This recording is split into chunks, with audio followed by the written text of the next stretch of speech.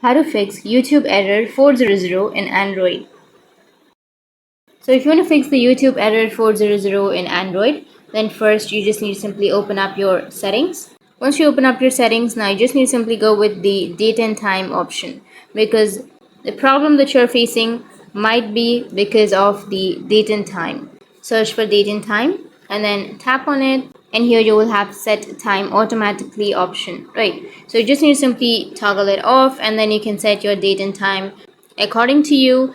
And once you've done that, you can go back and your problem might be fixed. But if that doesn't fix your problem, then you can once again go with your settings, scroll down, go with the apps. Under apps, you need to go with the YouTube application or go with see all apps, and then open up your YouTube, go with storage and cache, and tap on clear cache. Once you clear your cache, now your problem might be fixed. But if that doesn't, then you can go with your Play Store.